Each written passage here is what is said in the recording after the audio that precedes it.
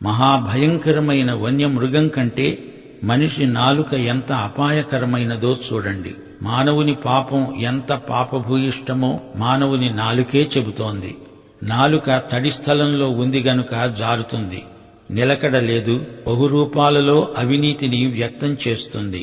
ఊసర వెల్లిలాగా రంగులు మారుస్తుంది. మురికి మాటలు, బూతులు, అశ్లీలాలు, సూటీపోటీ మాటలు, దేవదూషణలు, అబద్ధాలు, సోమరి కబుర్లు, సరస సల్లాపాలు, నీచమైన హాస్యాలు, కలహాలను రెచ్చగొట్టే కల్పిత వాక్కులు రక్షణ లేని నాలుకకు ఉన్న సహజ లక్షణాలు.